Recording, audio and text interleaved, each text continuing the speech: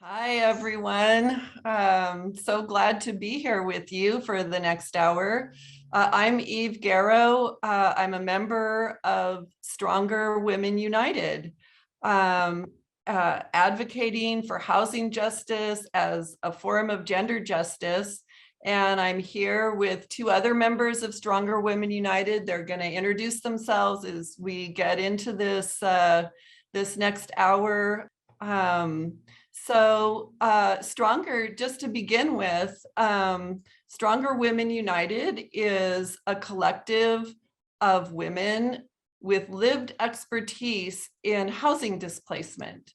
So people who have lived without a house, as well as witnesses and allies. And that would be somebody like me. I'm a strong ally with Stronger Women United. And we're fighting for housing justice as a form of gender justice. Some of the members of our group are survivors of domestic violence who fled dangerous relationships only to find that their only options once they left were to live in a shelter or on the streets, because our governments at every level have not invested in subsidized affordable housing. And both shelters and streets expose women to additional forms of oppression and violence. So we know from firsthand experience with this group that true empowerment and freedom hinges on our access to safe, affordable housing, because it gives us real options and real choices. It's just a little bit about who we are. We operate under a particular theory of change when we do our advocacy. We are a grassroots advocacy organization. And what we do is we channel our lived experiences, our lived expertise into advocacy to ensure that women and everyone has access to safe, subsidized, affordable housing when they qualify for it and when they need it. Here's a slide of one of our members who is actually here right now. So maybe Callie, I'll let you kick it off. And what I would like both of our other members who are here today to do is just,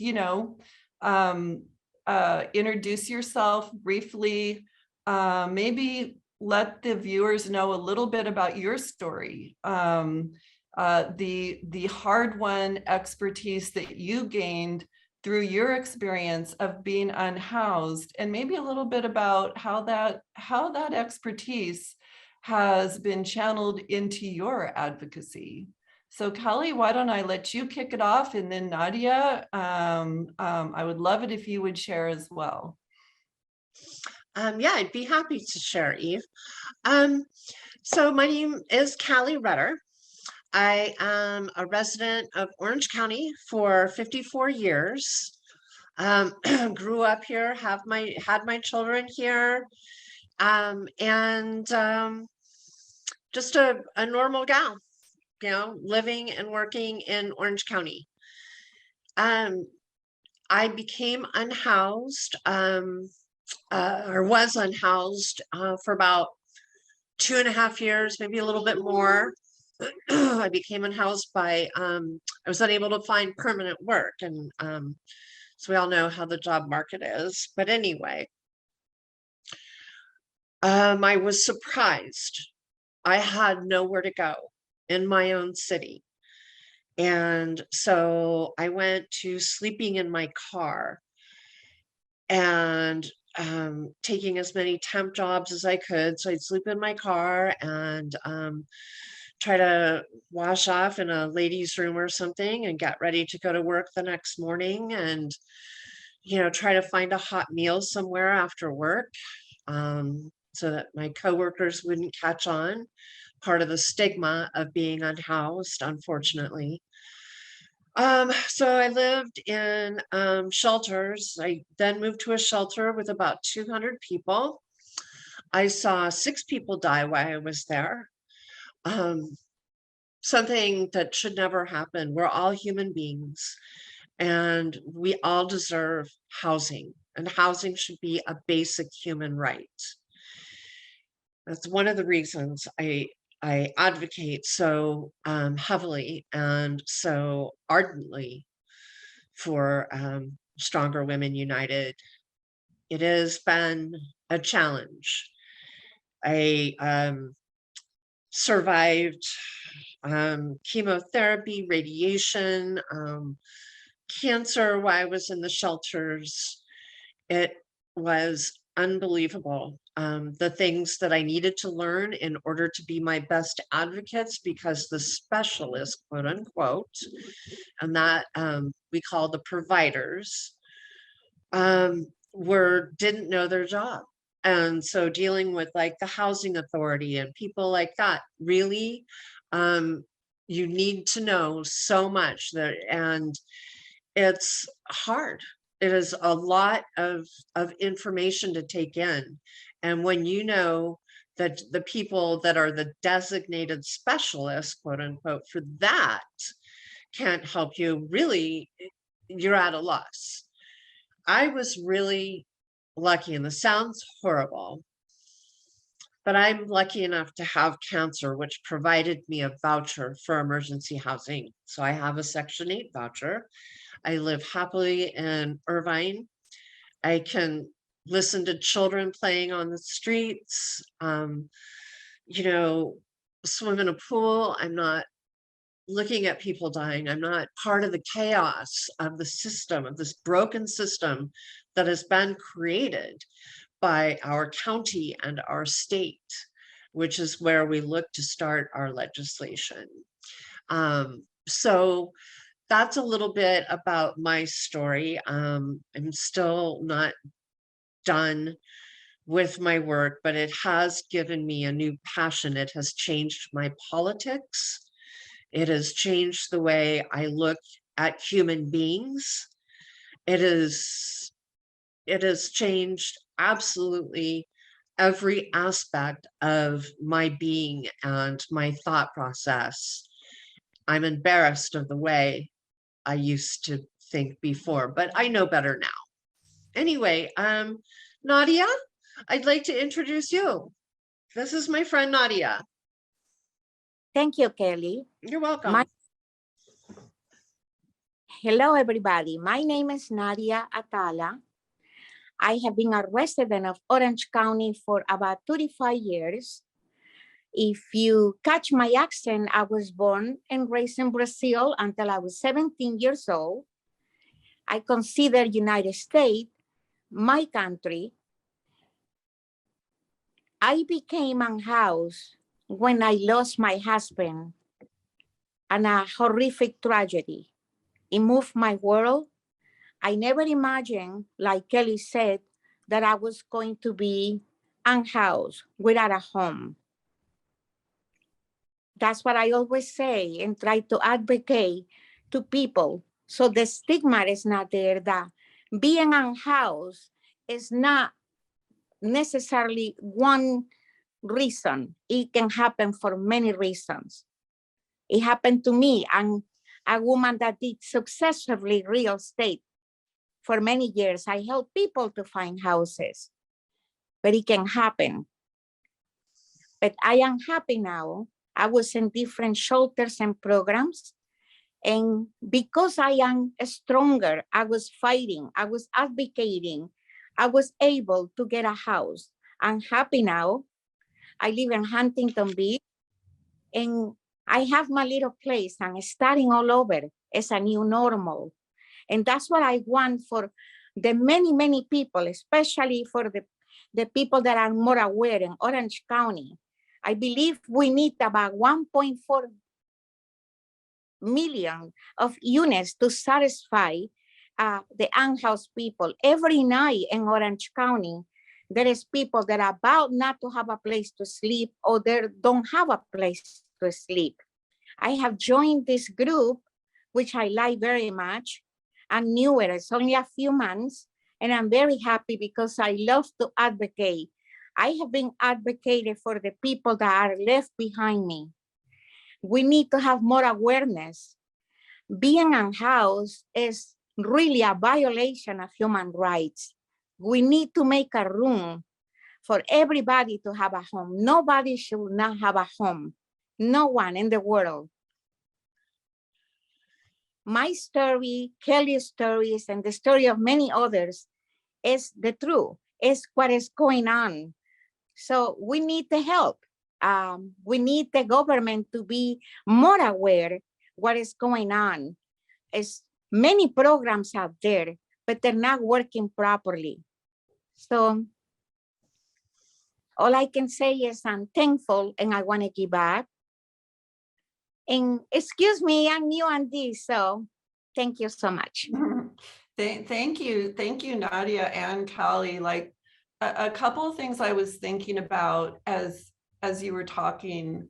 So number one, we really founded this group, as I said, on the premise that the expertise that people who have actually been in this system, right, been unhoused, understand how broken the system is, understand, as Callie and Nadia said, that affordable housing just is not available for people who can't afford market rate housing and don't have a family or something to live with, right? It's just not available immediately.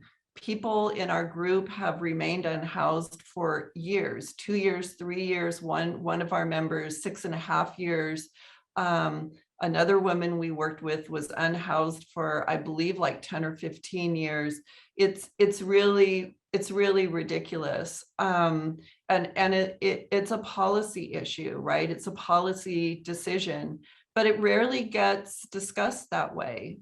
And when you actually become unhoused and you realize that the help and affordable housing just isn't available, even though we have these programs, right? They're so underfunded that the waiting lists are just years long. You become an expert in that system. So like, that's number one, like the members of our group really are the experts. The second thing is, they have experienced firsthand, both of you talked a little bit about the stigma, which is really sort of like this blaming of unhoused people for being unhoused as if you did something wrong, right? Well, I just read something, I read an article that said that right now, if you are going to go look for a market rate apartment, the average rent for a vacant apartment right now throughout all of California, which means it's probably higher in Orange County, which has one of the highest rents, average rents, throughout the state, is $3,000 a month. I mean, somebody who's lost their job, somebody who has disabilities, somebody who, for whatever reason, does not make enough money to afford a $3,000 a month apartment, is looking at becoming unhoused. It's just ridiculous. So it's not, things have just gotten so out of hand. It's not, we just have to stop this blaming of people who are unhoused, this stigmatization of folks. And I think what you're probably gathering already is that a big part of our group is telling the truth, telling our stories, humanizing the issue, and showing that it's not an issue with broken or bad people. It's the issue is a broken system that doesn't meet the needs of too many people. Yeah, so here's a screenshot we wanted to share with you. Some of our members are, you may recognize one of our members in this screenshot. Deborah, who's sort of like center on the bottom row, is also in Stronger Women United.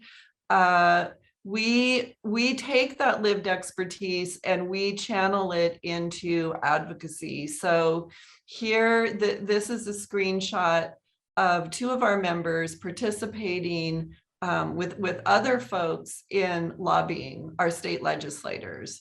So I kind of wanted to give you all a chance to talk about a little bit about how Stronger Women United has sort of harnessed that wisdom and that expertise that you all have gained through like being a part of this system, knowing what the problems are, and channeled that into real legislative advocacy that has made profound changes for the way that this system works in California. And I'll let whoever wants to go first, just chime I can right start. in. So one of the, as Eve said, you know, Stronger Women United, we are a grassroots organization. And so having that lived expertise is key. So one of the ways that we come up with our bill ideas, because we do legislation as well as local politics, we brainstorm on the experiences that we have, the committees that we may be serving on, and we're seeing issues there, little loopholes. And so we brainstorm those ideas, and then as a group, we collectively decide which subject we'd really like to tackle during the the beginning of the legislative cycle, while we're hunting down authors if it's for a bill. Last year we did AB 362, went right through the Assembly and the Senate and was signed in by Newsom on January 1st, 2022. AB 362 is basically shelter regulations where you are, because shelters are not licensed. You need a license to drive a car, catch a fish, but not to care for 200 people. And there's no way to file a grievance within a shelter that where you're really going to be listened to. So, you know, something's really broken with this. There's no oversight, no best practices. So AB 362 was our way of saying, we've got our eye on you. And also our advocacy then applies to those that are post voucher. For example, this year, we went in and did AB 2203. It's on the inactive file and will probably be brought back next year, but it is to prohibit credit checks for subsidized voucher holders, which is a small part of the population. If you have a voucher, doesn't automatically mean that you're going to get housing. You can only get housing if it's available and out there, because you're only allowed a certain cost. You know, HUD, you know, would never let you just move into a $3,000, you know, 1-bedroom apartment. It doesn't really work like that. They give you a limit to what you could look at. And then you have a share of cost, which is your portion of your income. For myself, that's SSDI because I'm disabled. So I pay 30% of my income. But I had a lot of trouble getting into my apartment. I looked at 18 units and I was denied because of a poor credit score. And, you know, going through chemotherapy and radiation and surgeries, you know, really how, and no income at all, how am I supposed to logically, realistically work on my credit? And by default, I would say that 99% of people coming out of shelters or off the streets really don't have great credit. But still, I had this voucher, I had proof of income and a low credit score, but the property managers still wanted to see a credit score of around 700. And that was really very scary. You have 120 days to find a place with a voucher, or you lose the voucher and you could wait another 10 years if you're not able to get an extension on that 120 days. So we brought this before some of our assemblywomen, and they felt like it was a really good idea, and it did pass through you know, all of the committees. We were very proud of that. We have great supporters, and so we'll try again next year. But getting back to our bill ideas, there are loopholes in the system that property managers will put in place so that somebody is unable to, or might make it difficult for somebody to move into an apartment. Something as simple as a refrigerator, for example. You can't move into an apartment, at least the Housing and Urban Development won't let you move into a place without an inspection and a fully working stove and refrigerator. And you might notice that more and more apartments are not coming with refrigerators. So that's one way that they can slow down the rental process. And anyway, so that's just a sample of how we come up with some of our ideas for bills. And I think, you know, being women, we are, you know, have a heightened awareness of all of these things. You know, unaccompanied women and things like that. So other things that will be important and empowering to women as well is something that we really examine and look at when we put our brainstorming list together. Nadia, did you want to add on to that? Well, one of the things that is extremely important to me, other than what you just said, is that making sure one of the biggest and important thing to get a voucher for the many unhoused people that are part of different programs and shelters is to be able to have the right information in what is called and handled by the county, the coordinated data entry system. I mean, that system is not accurate. And that is one of the main keys on getting a voucher, because that system matches people. And the thing that is sad to me is the government is spending a lot of money, paying a lot of salaries and hiring a lot of organizations to work with it, but they're not doing a good job.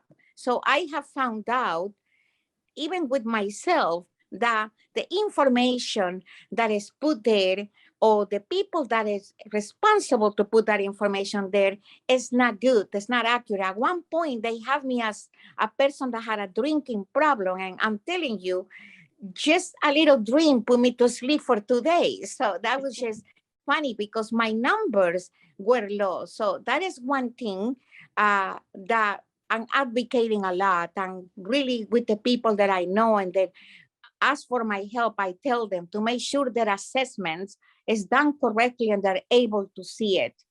And I'm lucky now, I've been invited by the county to join a new program that is going to be regarding race, gender, and as you know, I'm from another country, even though this is my country. So I'm looking forward that with my input and what we do as a group, it will help a lot. So I'm here, I'm very open.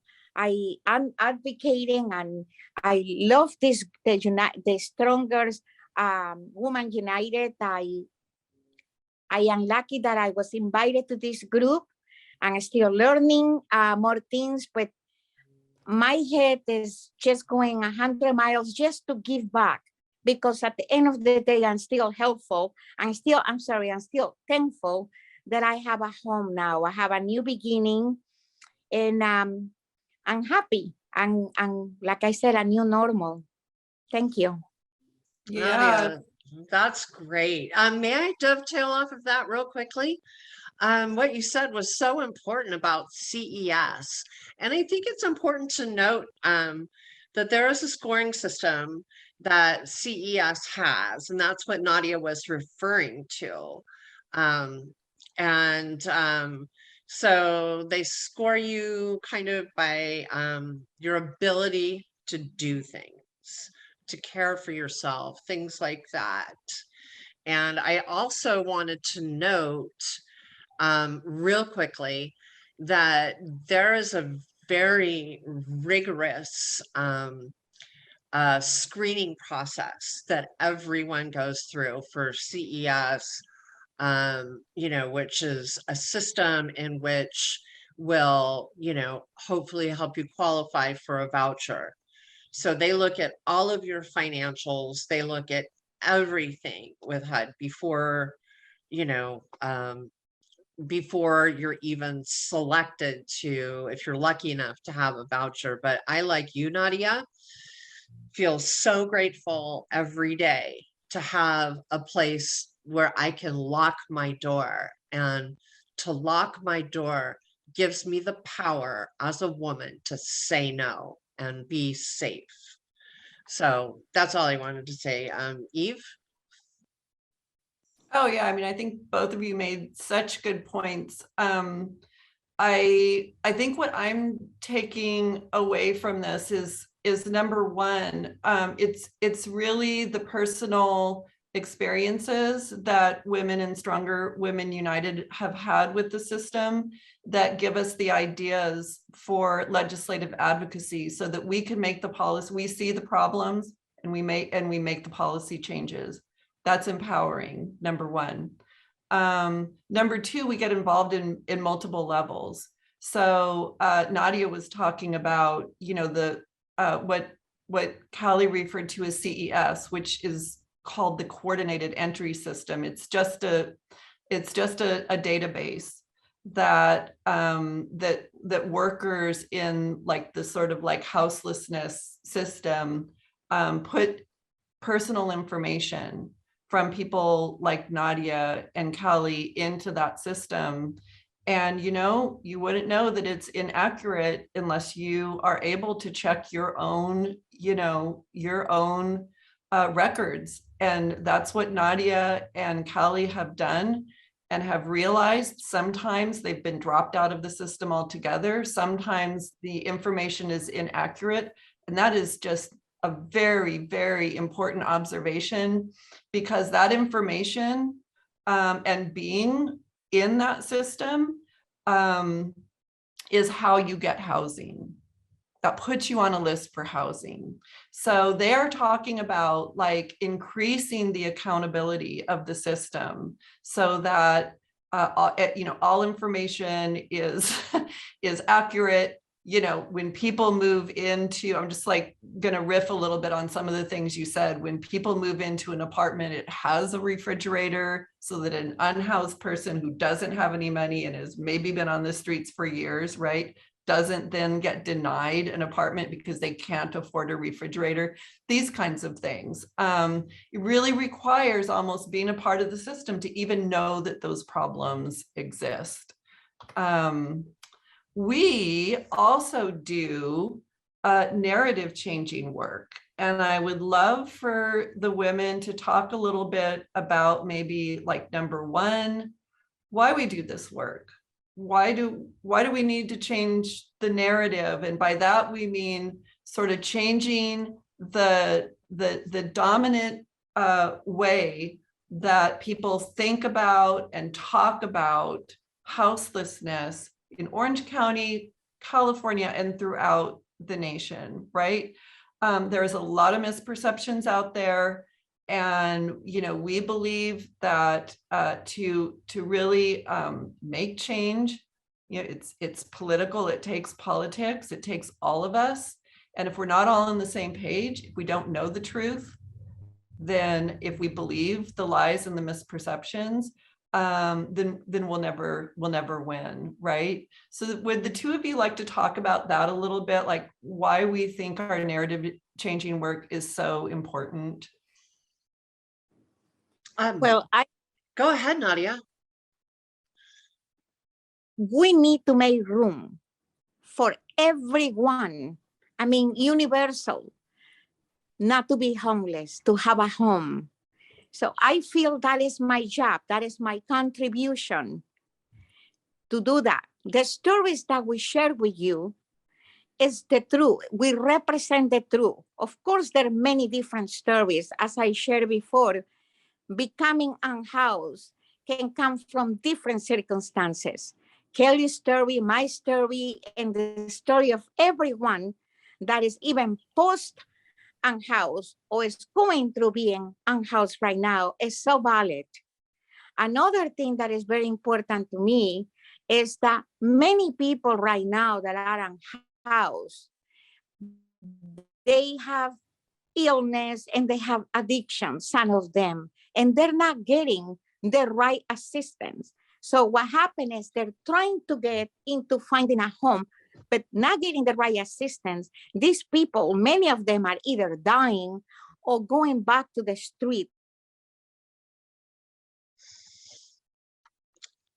Well, they're such important points, I think. You That I know, would love to, hence. I think that's part of the sort of like speaking truth to power part, right? Like holding our elected officials and our public officials who really have the power to run this system, holding them accountable to the ways that they are letting down the the supposed beneficiaries, right, of these programs. Yeah, I think that's right. I think that's an important way that we change the narrative. What do you think, Callie? you know, I think changing the narrative is really such an important piece of what we do. And it's interesting how many organizations have asked us to come, you know, perform, do whatever, however you want to say that, a narrative changing workshop, universities, private groups. So what we mean by narrative changing, well, the stereotype, the stigma.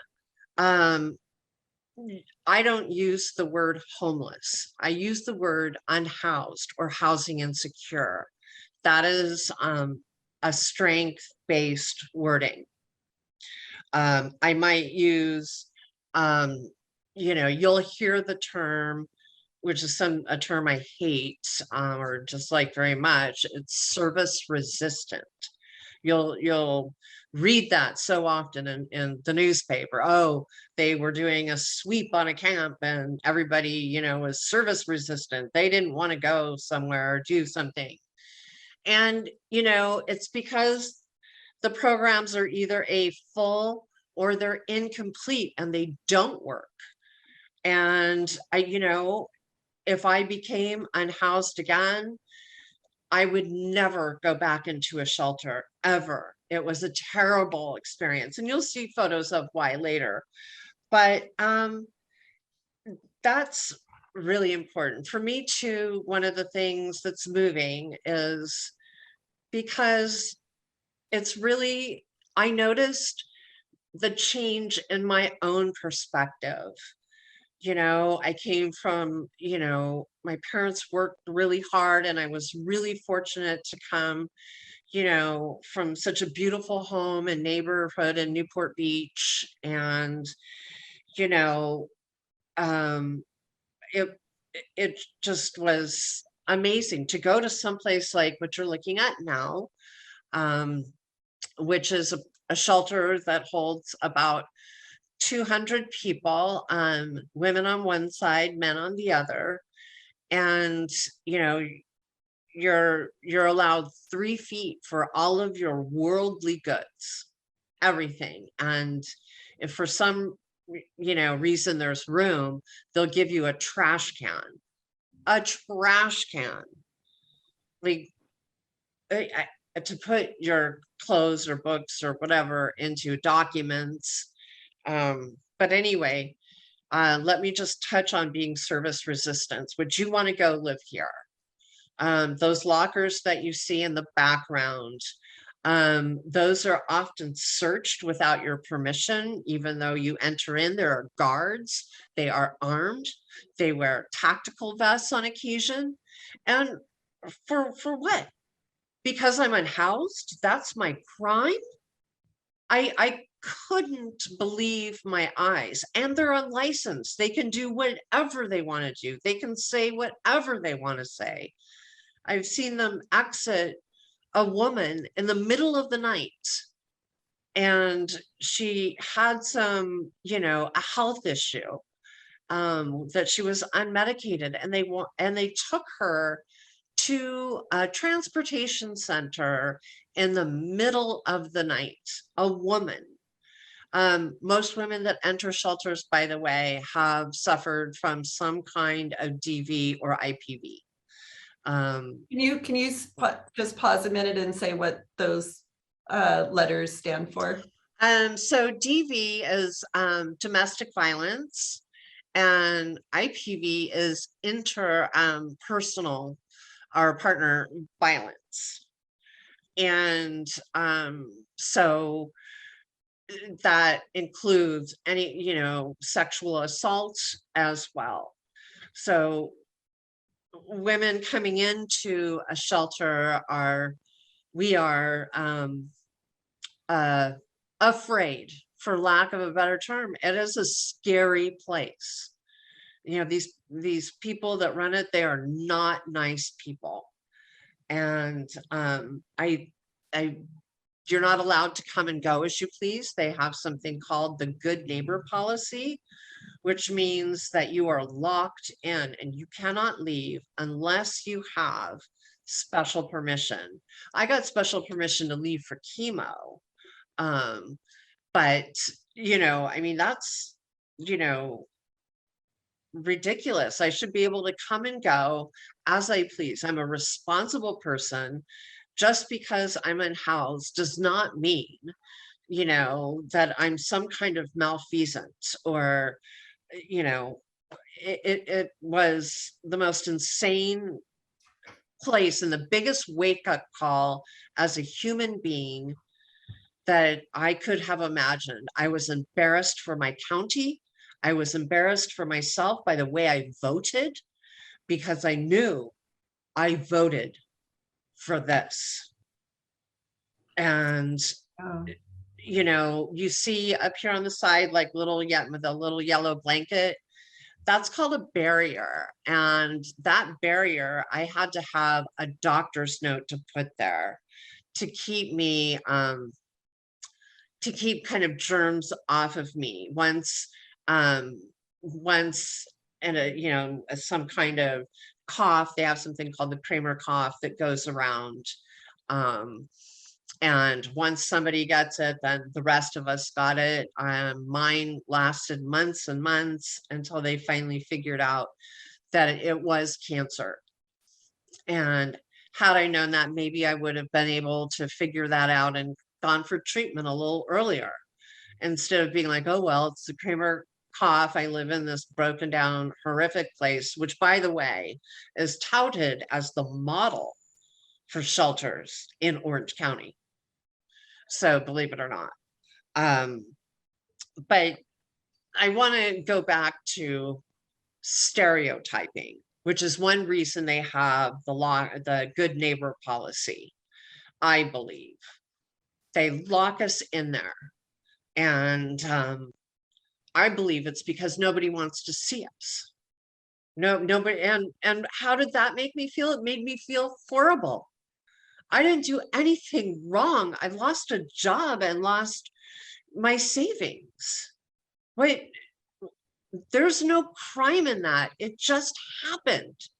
It's nothing. Nobody wakes up one day and says, I want to be unhoused. It's just not the way it works. And, anyone that says, oh, they must want to be out there. That's not at all true. You know, so when service resistant, let me touch on that again. Would you want to go live here? No, not at all. Yeah. People are dying in there. So why would you want to go to somewhere where you're watching people die? It's something like pneumonia. I mean, anyway, I'm sorry. I'm No, going off on a tangent here, and not at all, Callie. I mean, you've kind of given a little narrative changing workshop for our viewers. That's what it is. And as you can see, what we do, you know, we understand that these negative stereotypes, sometimes positive stereotypes, right? The idea that like shelters are always just like these charitable solutions, right, to houselessness. And we know that they're not. They're places where people are put, they live there sometimes for years, they're not clean, they're not humane places to live, there's no privacy. So we challenge these stereotypes, which actually end up being instantiated in policy, right? They drive these stereotypes drive policy. The stereotype that, for example, unhoused people are dangerous drives this policy whereby, you know, cities and the county require the shelters to keep people locked in, not to let them out, you know, into their own neighborhood, things like that.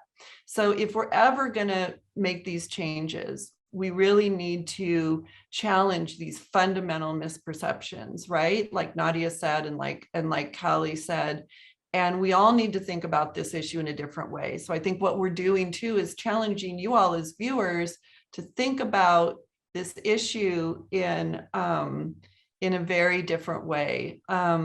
Before we move on, I'd like both of you to touch briefly on how this advocacy, you've talked about 2 or 3 forms of advocacy that Stronger Women United engages in. And one of the reasons I love this group and I love participating in this group is not only that we've done extremely strong advocacy that has really resulted in legislation. For example, Callie mentioned AB 362. That legislation, which passed last year, created shelter standards for every shelter, finally, right, throughout the state. So Callie's experiences in a substandard shelter resulted in legislation that is going to improve shelter conditions and hold shelters and local governments accountable to those standards throughout the state. It's really, really profound.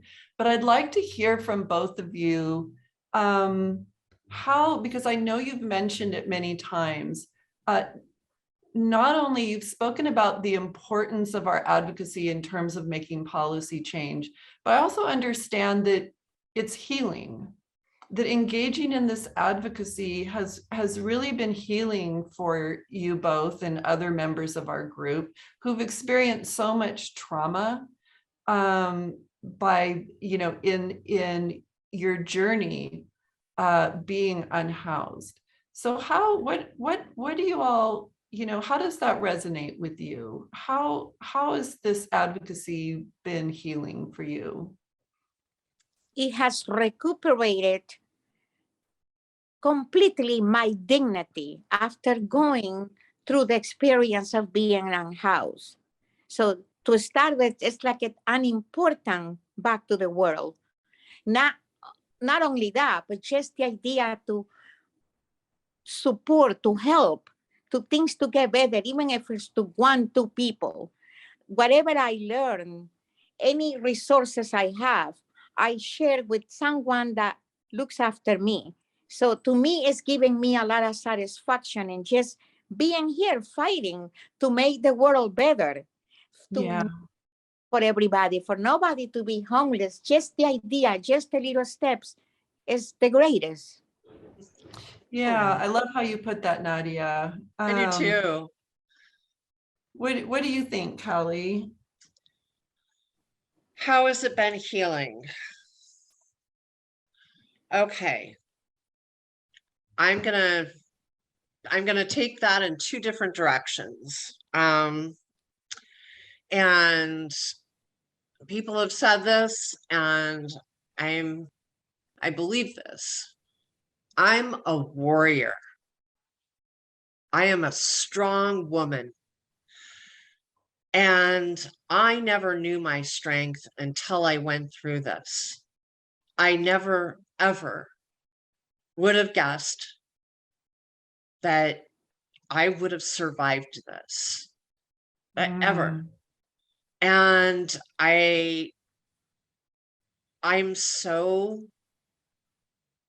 proud of myself, finally proud of myself for surviving that, because the stigma I felt was that I was so dirty, and the people that I was most afraid of were housed because they were going to judge me, or they do judge me. Oh, you were unhoused? What did you do wrong?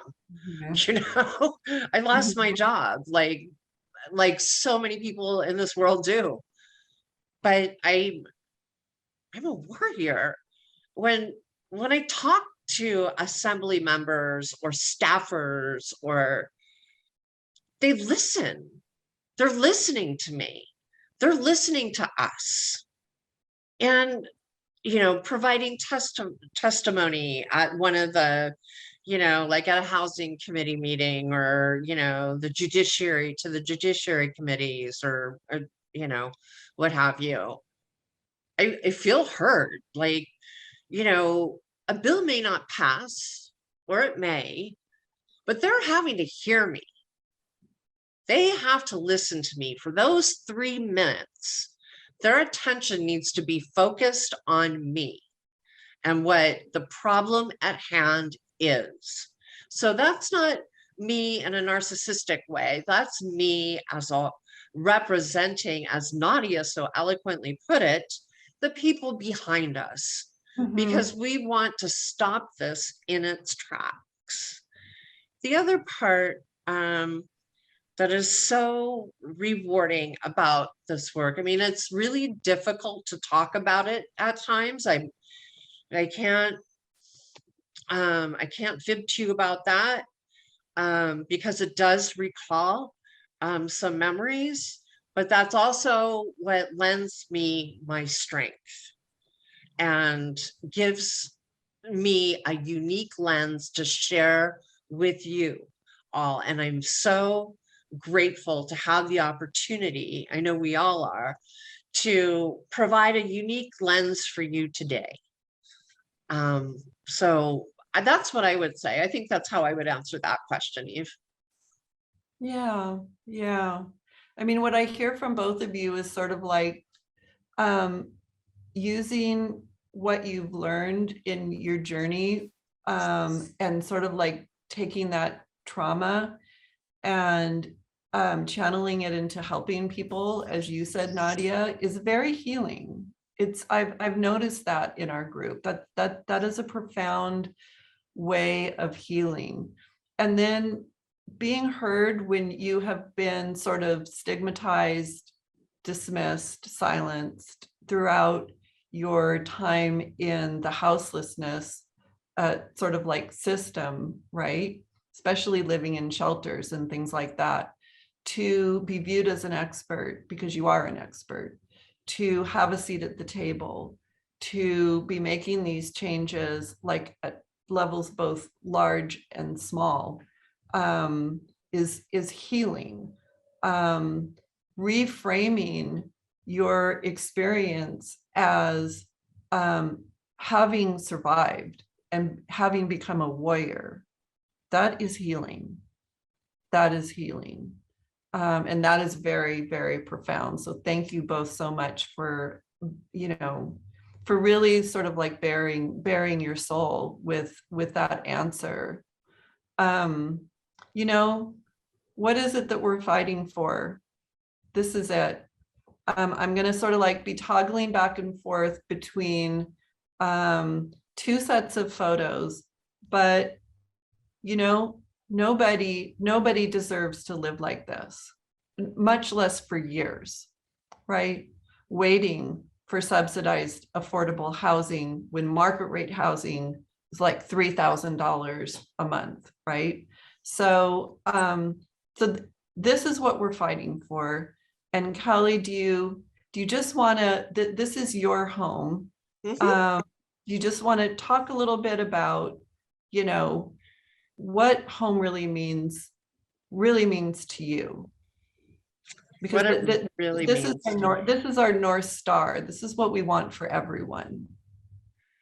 Oh, I never thought I've been housed for a year and 4 months. Let's see what month am I in? Yeah, about 4 months, almost 5 months, year and almost 5 months. And it is, like I said earlier, that as a woman, for me, being able to lock a door, there are no locks on doors at shelters. There just aren't. There's no privacy, nowhere to change. The showers are cold water.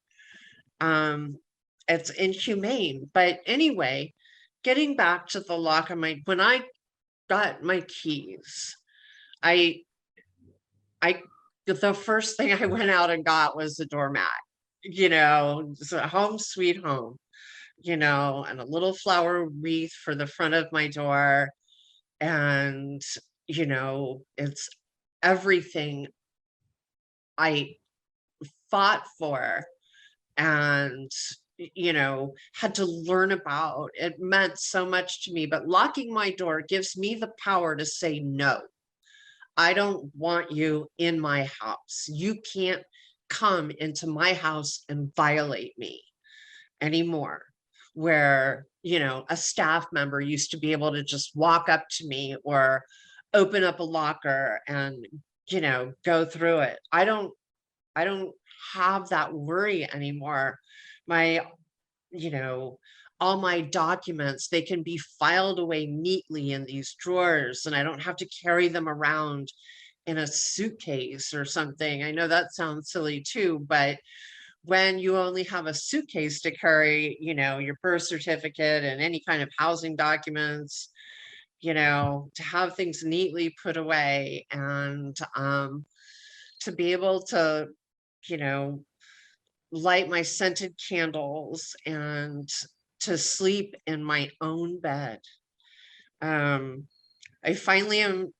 proud of myself. I'm finally used to sleeping in the middle of my bed now. Before, you had 3 feet total room in your bunk in a shelter. So that included your stuff. So, so I'd say out of a 3-foot bed, you're, 3 feet wide, I probably had a foot worth of things stacked up on one side. So but anyway, what does it mean to me? It means everything. I can have my grandchildren over and we color and we paint and we go to the pool, and it feels normal. And none of my neighbors look at me like I'm an unhoused person. I don't live with that stigma anymore. I'm free. That's exactly what it feels like, complete freedom. But I deserve this. And I pay rent. And I pay it 20 days early, But I just love that I just love the opportunity to do this. And please just know that housing is a human right. That this is something that should be available to absolutely everyone who needs it. And right now, there's so many people in our county that need this and deserve this. Think about it. If you, for some reason, were to lose your place, would you want a place to go, or to be stuck with living on the street in your car or in one of the horrific shelters? So yeah. I love this. I love my house, and I couldn't be more thankful to God every day. I'm going to move on to, and your apartment's beautiful, and so is yours, Nadia. I'm going to move on to Nadia's apartment. One of the things I hear you saying, Callie, and I mean, this comes from that lived expertise too. I mean, those of us who've never lived in a shelter or out on the street, we just don't think of a home this way because we take it for granted. But yeah, having your own space where nobody is invading your privacy, nobody is telling you what to do, when to get up in the morning, when to go to sleep at night, when the lights go out, when you can eat, when you can't, you know, I mean, just like the fundamental basic things of being an autonomous human being with, you know, with dignity are just sort of like stripped from you. And then, you know, you get it back when you get your own safe, permanent, affordable home. Nadia, tell us a little bit about your place and what home means to you. Well, the first day when I got my key and actually I moved in, I walked with my head up. Like I said before, I recuperated completely my dignity, my illusions, the passion for life. In many ways, the old Nadia, because I always been like that, a fighter. And so this gave me the new normal. Definitely my husband is no longer with me, but it's a new normal. I discovered a new world. I'm helping.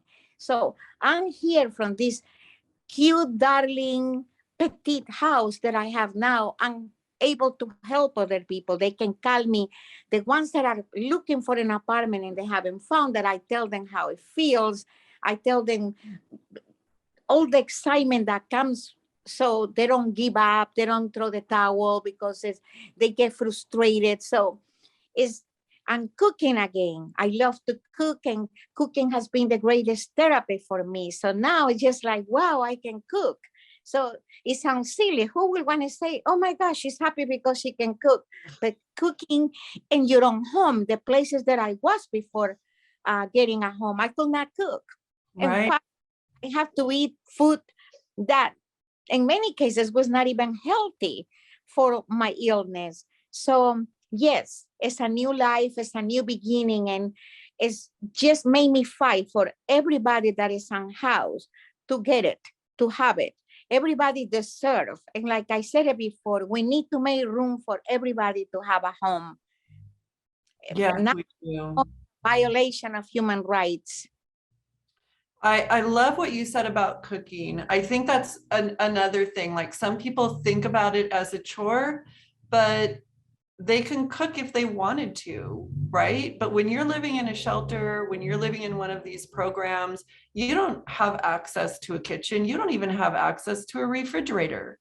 And like you said, Nadia, sometimes you just have to eat whatever it is that is, you know, served to you. And oftentimes it is just the cheapest, like Wonder Bread, packed with, I know this, you know, just packed with carbohydrates and sugar and salt and fat. Yeah. And just like these basic things, what we put into our body, whether or not we can just go and cook a healthy meal, just those are just fundamental human experiences. And if nothing else, I would love for our viewers to take away the idea that, you know what, we need housing first. That's what this group fights for, housing justice as a form of gender justice, because women are disproportionately impacted in ways that men are not impacted by houselessness, right?